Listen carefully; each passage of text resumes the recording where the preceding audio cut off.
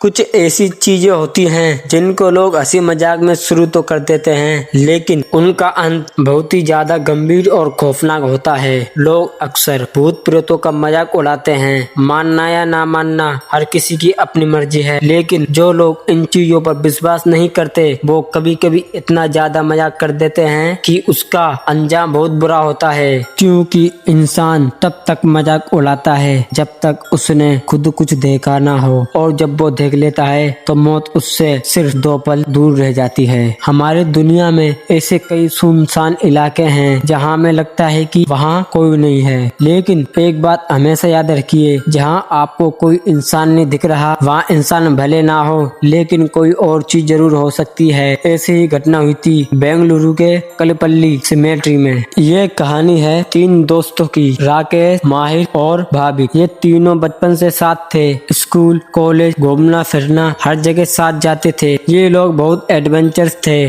जंगल, नदी, पहाड़, कोई भी जगह इनके लिए डरावनी नहीं थी। एक दिन माहिर ने कहा, लगता है बेंगलुरु की सारी जगह हम घूम चुके हैं, अब अगला एडवेंचर कहाँ करेंगे। तभी राकेश बोला, एक जगह है लेकिन वहाँ जाने के लिए हिम्मत चाहिए, कलपल्ली सिमेट्री। ये सुनकर दोनों कुछ पल के लिए चुप हो गए। माहिर ने तुरंत इंटरनेट पर सर्च किया और वहाँ लिखा था, इट्स ए हॉन्टेड पैलेस इन बेंगलोर। राकेश मुस्कुराया और बोला, अगर तुम दोनों नहीं आना चाहते तो मैं अकेला चला जाऊंगा। लेकिन उनकी दोस्ती ऐसी थी कि कोई भी अकेला नहीं जाता था। उन्होंने तय किया, आज रात पूरी रात सिमेट्री में बिताएंगे। रात के 1:30 बजे तीनों सिमेट्री के गेट के सामने खड़े थे। चारों तरफ घना अंधेरा, ठंडी हवा और हर तरफ कब्रें ही कब्रें। माहिर के हाथ में कैमरा था और राकेश के हाथ में ऑडियो रिकॉर्डर। तभी राकेश ने कहा, इस सिमेट्री में एक खास कब्र है जिसके बारे में कहा जाता है कि वहाँ आत्माएं भटकती हैं और जो भी उसे छूने की कोशिश करता है उसकी मौत हो जाती है। फिर उसने चैलेंज दिया,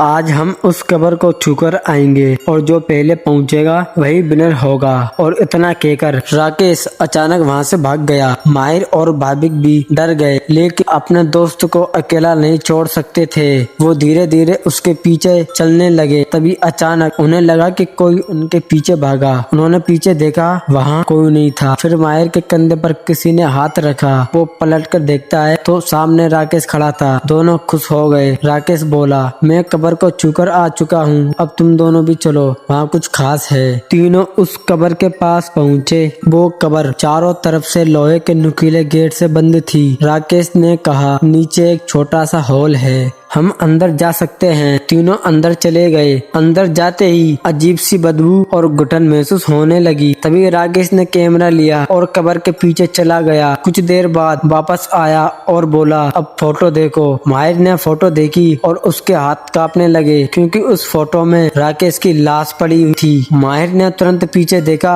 लेकिन वहाँ राकेश नहीं था। वो दोनों कब्र के पीछे गए और देखा, राकेश सच में मर चुका था। उसकी आंखें खुली थी, जैसे उसने कुछ ऐसा देख लिया हो जिसने उसकी जान ले ली। सुबह 6 बजे सिमेट्री का केयर टेकर वहाँ आया। उसने देखा माई और भाभी सोच पड़े थे और उनके पास राकेश की लाश थी। केयर टेकर ने कहा, तुम पहले लोग नहीं हो जिसके साथ ऐसा हुआ। इस कब्र में एक ऐसा इंसान दफन है जो शैतानी ताकतों की पूजा करता था और मरने के बाद भी उसकी आत्मा यहाँ भटकती है। आज तक ये एक रहस्य है, क्या राकेश को हार्ट अटैक आया था या उसने सच में कुछ ऐसा देखा जो इंसानों के लिए नहीं था। लेकिन एक बात सच है, कुछ जगहों को हॉन्टेड यूं ही नहीं कहा जाता, और कभी भी ऐसी जगहों पर मजाक में भी जाने की गलती मत करना, क्योंकि हो सकता है आप वहाँ अकेले ना हो।